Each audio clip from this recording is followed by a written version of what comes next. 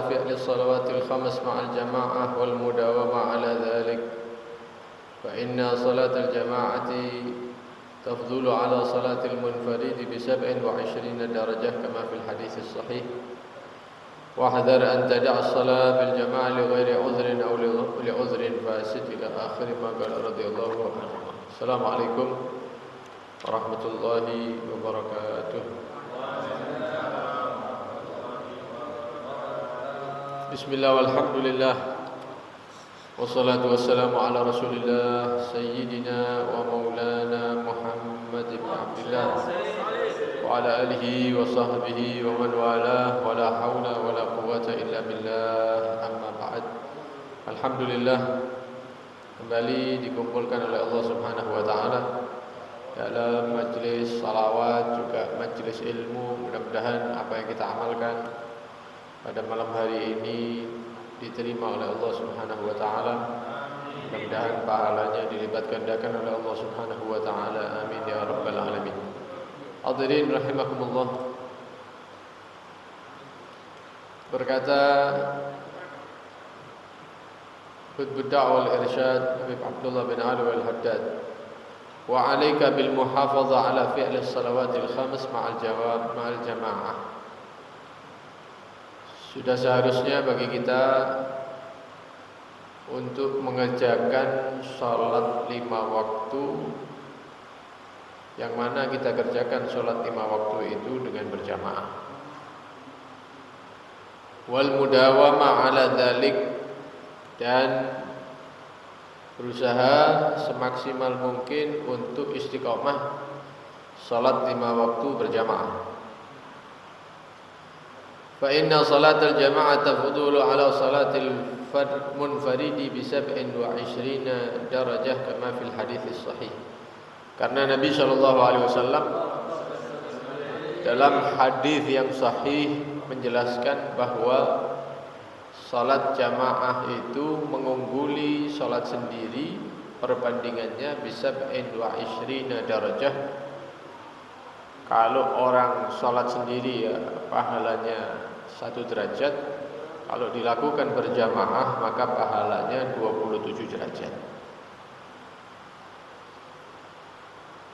Ada satu kisah, ada seseorang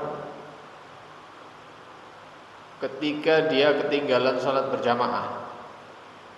Dia nyampe ke masjid, ke musholla, ternyata salatnya sudah habis dan sudah tidak ada orang lagi. Dia mikir, ini kalau saya salat sendiri ya pahala derajatnya 1, kalau tadi saya salat berjamaah ya 27 derajat.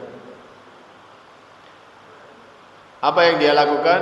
Dia salat fardu. Setelah salam berdiri lagi, salat lagi, diulangi lagi. Salam diulang lagi sampai 27 kali. Berharap dia mendapatkan 27 derajat. Mari salat Isya mungkin ya 27 kali diulang. Orang ini tidur. Nah, di dalam tidurnya dia mimpi. Dia naik kuda, tapi kudanya ini cacat. Tidak lama teman-temannya yang satu daerah itu datang bawa kuda juga, tapi kudanya ini sehat-sehat. Hari ini balapan. Tonggo-tonggo ini banter-banter. Dia tok ini mau memaksa kudanya tidak bisa. Sampai teman-temannya ini sudah jauh, dia masih ngejar di belakang gitu ya. Akhirnya bangun orang ini bingung. Dungaren mimpi numpak jaran ya. Mari kono ketemu tonggo-tonggo kabeh yang biasa di masjid. Akhirnya besoknya dia datang kepada orang soleh, kemudian menceritakan mimpinya. Saya mimpi begini, diceritakan semua. Katanya orang ini, sebelum kamu tidur kamu mengamalkan apa katanya? Apa yang kamu lakukan? Tidak ada, saya tidak melakukan apa-apa. Tidak mungkin, ini pasti ada satu amal yang dilakukan kemudian itu mimpi ini. Katanya dia, oh iya, malam itu saya ketinggalan sholat jamaah. Nah katanya Nabi kan kalau sholat jamaah itu kan mengungguli sholat sendiri 27 derajat. Akhirnya saya pulang, sholat wajibnya itu tak ulang-ulang 27 kali. Oh ya iku jadi deh. Kata orang soleh itu ya itu Allah pengen ngasih tahu kamu bahwa sholat jamaah itu pahalanya itu beda. Tidak iso dikejar sama sholat sendiri walaupun diulang 27 kali, tetap tidak bisa. Tetap lebih cepat, ya, lebih tinggi derajat orang-orang yang sholat berjamaah. Katanya dia, oh ya bener ya. Makanya jalannya pincang, tidak iso godak. Itu yang ngulangi sholat fardu 27 kali, apalagi kita yang tidak ngulang. Sholatnya sekali toh. Ya, jangan-jangan mimpi melaku pincang mana ya jalan. Ya ketinggalan jauh sama orang-orang yang istiqomah sholat berjamaah itu. Wahdhar an tada'a as-shalah fil jamaah li ghairi udhrin aw li udhrin fasid. Hati-hatilah kita jangan sampai meninggalkan sholat berjamaah karena tidak ada penyebab sama sekali. Tidak ada apa-apa, ya nunggu dia di rumah. Ya tidak ngelakoni apa-apa. Allahu Akbar, asyhadu an la ilaha, tetap nunggu. Krungu dia, dengar qomat itu, tidak tergerak. Jangan sampai menjadi orang yang dia itu dengar panggilan sholat berjamaah, tapi luwe milih nganggur. Ya, dengar atau dengar di TV ya, atau lihat HP. Padahal sholat berjamaah itu mungkin 5-10 menit mari beres. Pahalanya besar. Atau alasan meninggalkan sholat berjamaah dengan alasan-alasan yang tidak masuk akal. Ya, iki tak tutupno iki. Apa jenenge cature misalnya. Tak tutupno gaplekan iki. Ya, main gaple, main kartu. Nah, ini bukan alasan ini. Jadi kan alasan untuk meninggalkan sholat berjamaah. Jangan sampai kita menjadi orang-orang yang seperti itu. Wa ma jita ila mawdhi'il jamaah fawajadtaha qad sulliyat aw qa'adta fi baitik tabtaghi bidzalika as-salama fi dinik fa yanbaghi an tudamma ilayka man yusalli ma'ak liyahsul laka thawab jamaah wa taslam min al-wa'id wa tahdid al-warid bi haqqi tarikiha. Jadi Nabi SAW itu pernah bersabda,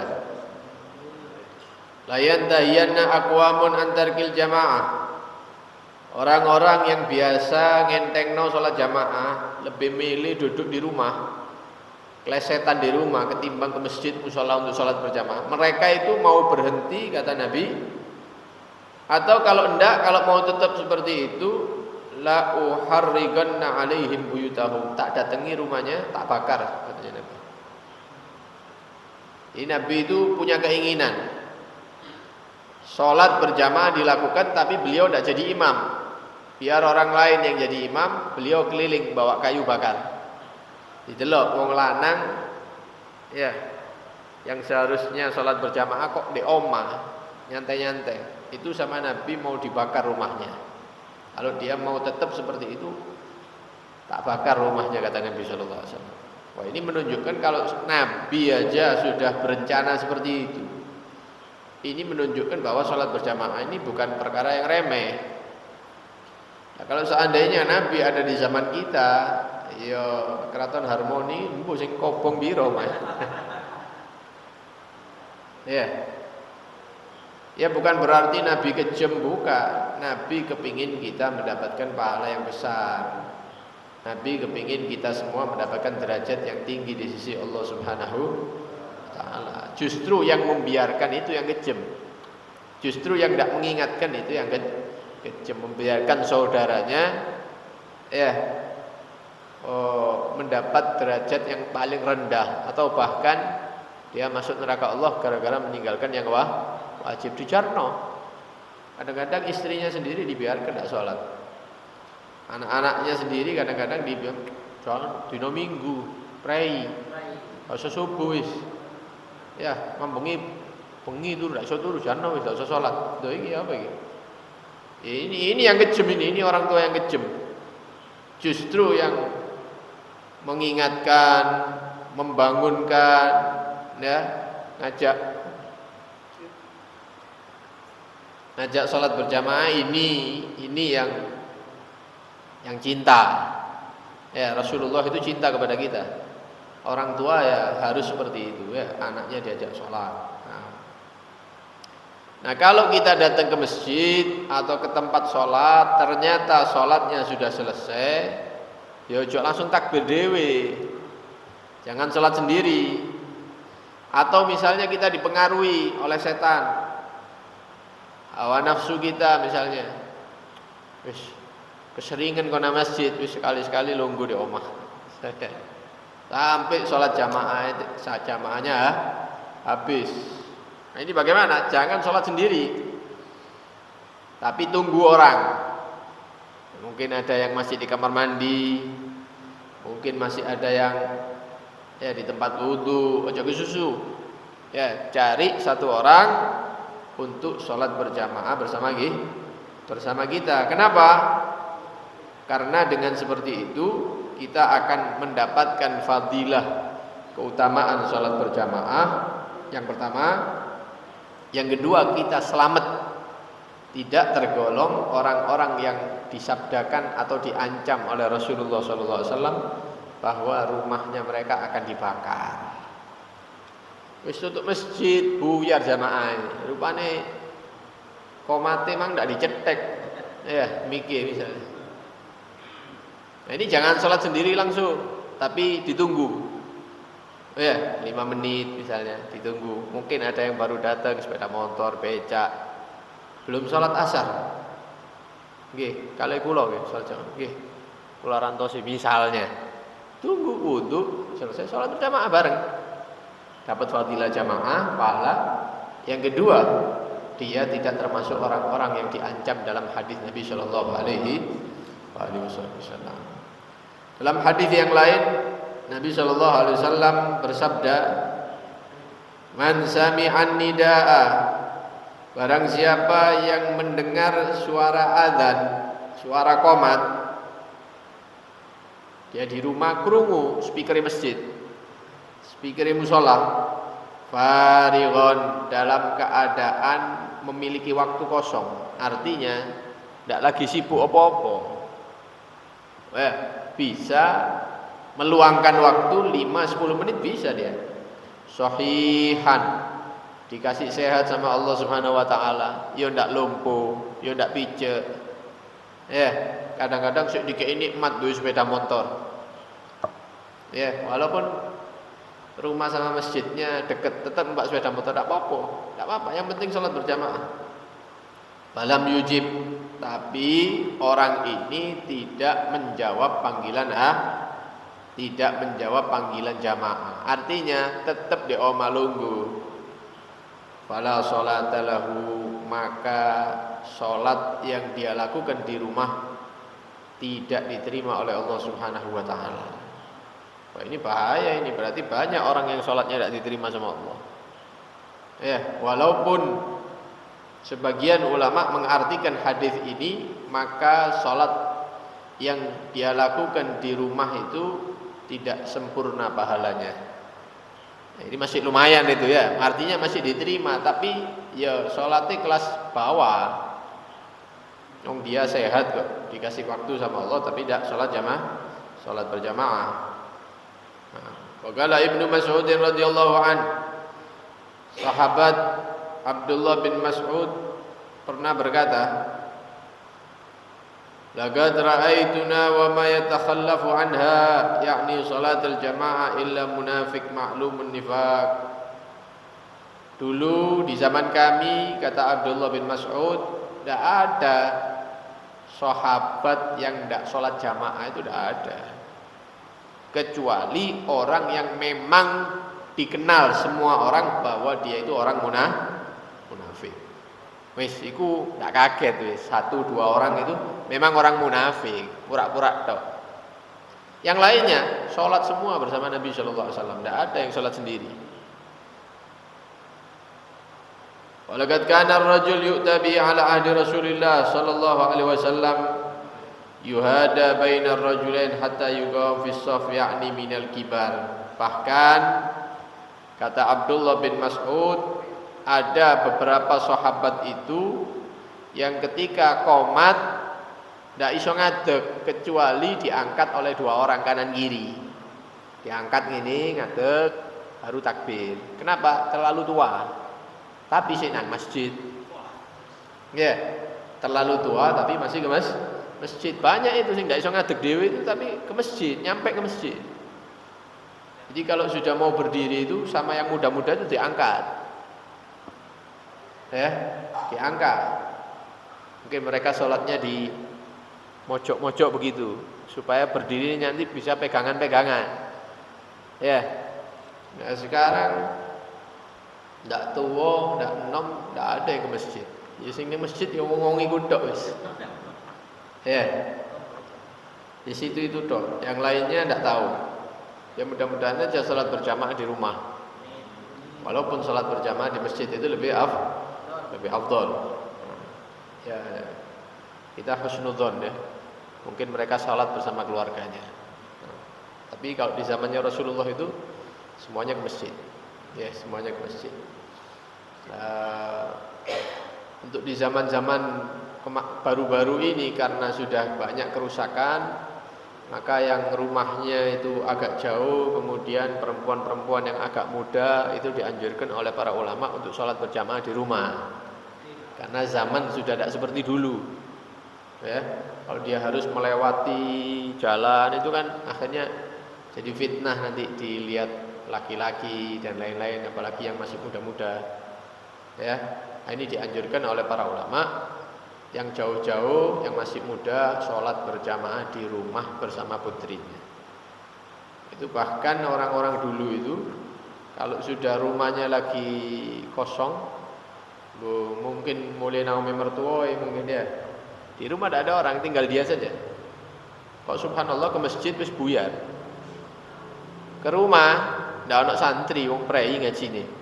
Bingung kami sholat jamaah sama siapa ini. Itu sampai mengeluarkan uang 5.000 dulu ya. 5.000 itu uang besar dulu. Nah, saiki kan tidak ada harga ya begitu ya. Dulu 5.000 kok 50.000 itu dikasihkan tukang becak, dikasihkan orang-orang yang di gang-gang itu dikasih. Loh, apa nih? Koncono sholat jamaah, sampai wudu sholat. Begitu sampai bayar, sampai mengeluarkan uang. Kenapa? Takut sholatnya sendirian. Jadi orang-orang dulu seperti itu. Ya, tidak mau sholat sendiri itu tidak mau. Ya apa cara? Walaupun mengeluarkan uang tidak apa-apa. Sebagian mereka tidak mau makan sendiri. Itu kita saksikan guru-guru kita, orang-orang tua kita dulu. Lek mangan ijen ndak gelem. Golek wong. Metu teko omahe. Lho, ada 2 orang di kamar. Makan bareng. Itu seneng. Itu ngasih makan ke orang itu namanya. Jadi mereka itu ndak mau makan sendirian. Itu Sayyidina Ali bin Abi Thalib itu pernah duduk sendiri kemudian netes air mata. Dilihat ono opo, kalau kita kan netes air mata berarti ono masalah ruwet kan ngono ya. Utang, mau digoda-goda uang. Ditanya, wahai Ali, wahai Sayyidina Ali, kenapa kok Anda duduk di sini? Katanya beliau sudah seminggu tidak ada tamu yang ke rumah, makan di rumah. Seminggu loh. Kita alhamdulillah ada orang tamu. Tidak ngetokno kopi, tidak ngetokno suguhan. Kalau orang dulu seminggu tidak ada tamu itu kayak ngelakoni kesalahan mereka. Jadi menjaga betul sholat berjamaah. Bahkan dikisahkan pernah ada sahabat itu datang kepada Rasulullah SAW. Sahabatnya ini buta. Tidak bisa delok. Datang kepada Rasulullah.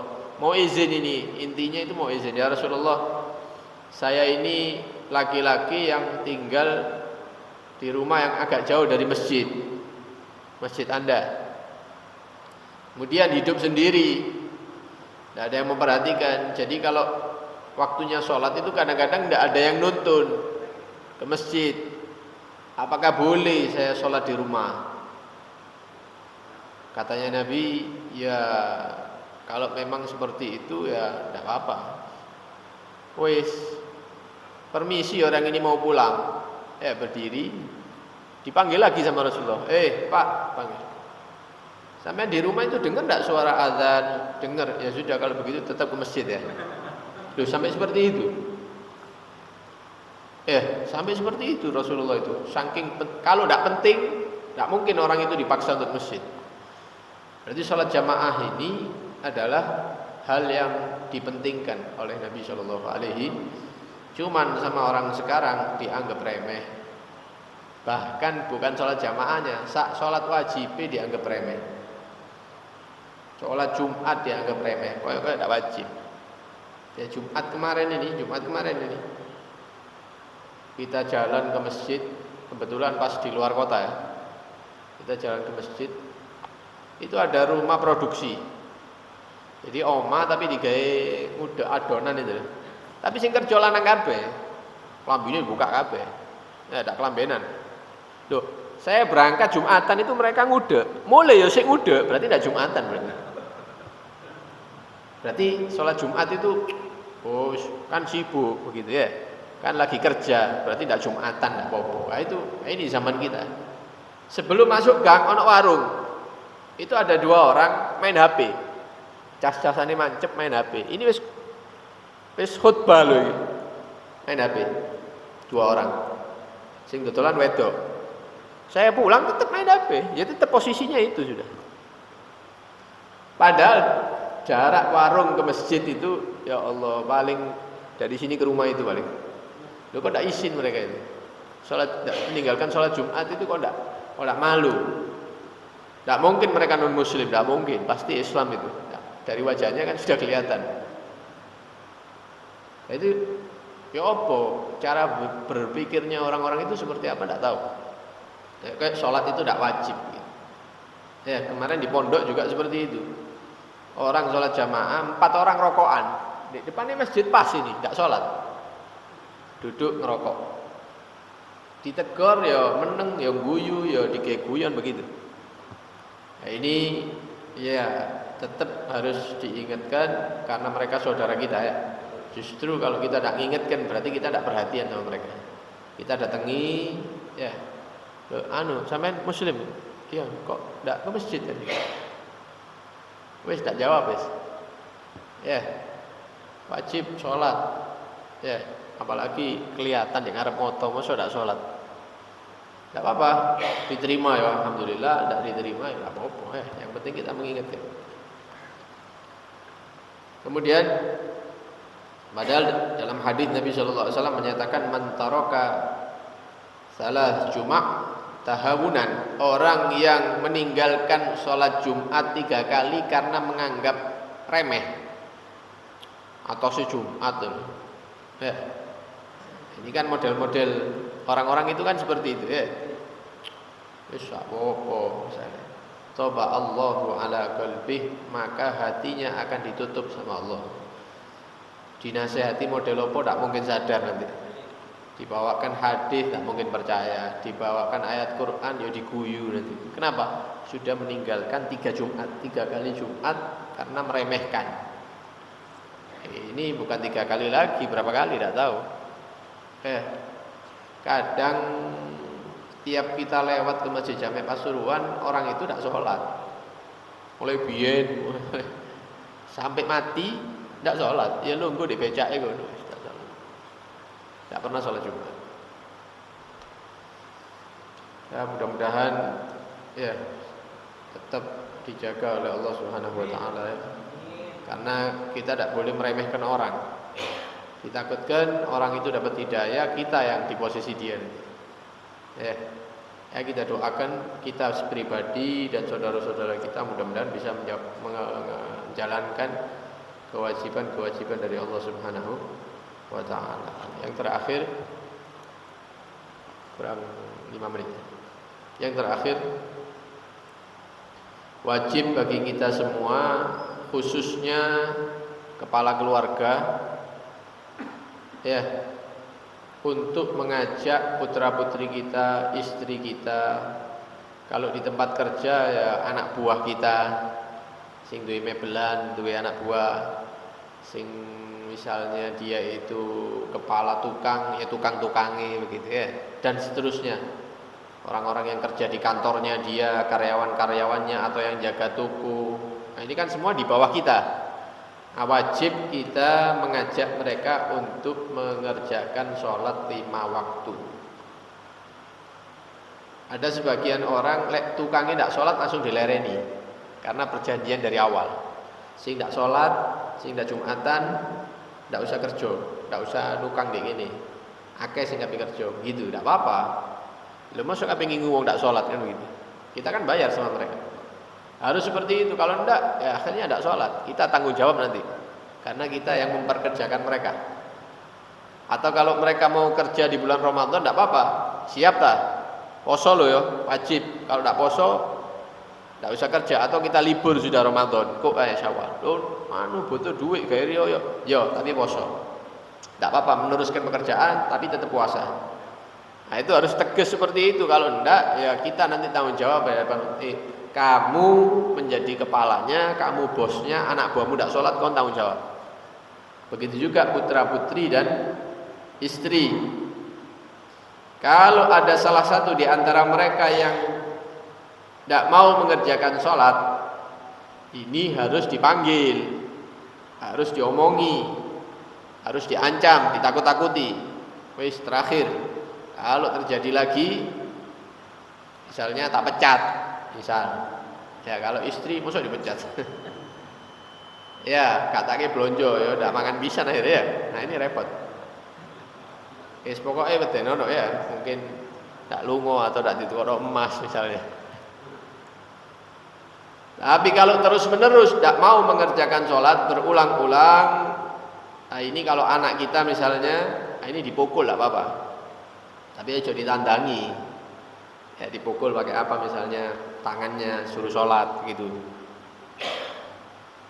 Aja dikei sangu anaknya ya. Tetap dia tidak mau sholat, ya maka ini harus diusir ini. Wes ini syaitan ini.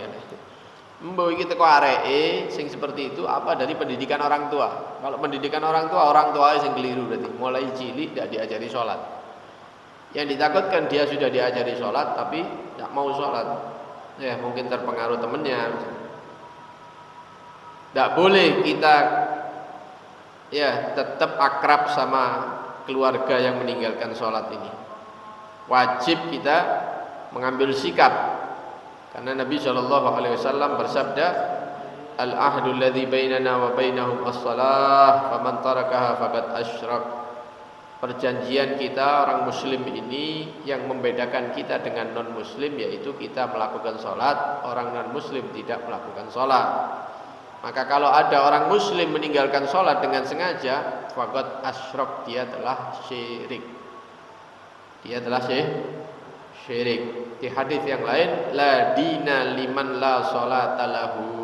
Orang yang tidak pernah sholat, ya berarti orang tidak tahu agama, katanya Nabi. Kalau dia muslim pasti sholat. Kalau tidak sholat, walaupun KTP-nya Islam tetap bukan muslim dia itu. Wa innama masalus sholat minad din kama salir ra'si minal jasad. Permisalan sholat ini di dalam agama Islam seperti kepala dalam jasad seseorang. Selain sholat, ya itu tidak bisa mengkafirkan seseorang. Tangannya hilang, sikile hilang, ya seurip lah dia itu. Tapi kalau sudah kepala yang tidak ada, tidak mungkin hidup. Kalau sudah yang ditinggalkan itu sholat 5 waktu, ya berarti dia keluar daripada agama Islam. Karena itu penting, ya jangan kita saja yang ke masjid, tapi anak istri kita sholat atau tidak pernah kita tanya. Ya, pertanyaan nih, wis mangan, wis ngombe, ya sekolah ya apa? Ya tidak apa-apa tanya itu, tapi tanya juga sholat. Sholat subuh jam berapa? Sholat duhur, ayo sholat, ayo ke masjid misalnya. Kalau putri-putrinya, istrinya, ayo sholat sama ibunya, ayo berjamaah misalnya. Kalau memang agak jauh ya, dan seterusnya. Nah ini penting. Orang-orang dulu itu kalau walaupun anaknya sudah keluarga, sudah pisah sama dia, itu ditelepon, ditanya yang pertama kali ditanya itu sholatnya. Tidak takok lain nih. Assalamualaikum, waalaikumsalam. Sholat tadi? Iya bah, sholat. Sholat di mana? Di masjid. Jam berapa bangun? Jam 4. Istri anaknya iya sholat semua alhamdulillah. Ahsantum bisa. Mudah-mudahan dapat barokah. La ilaha illallah Muhammadur Rasulullah. Begitu.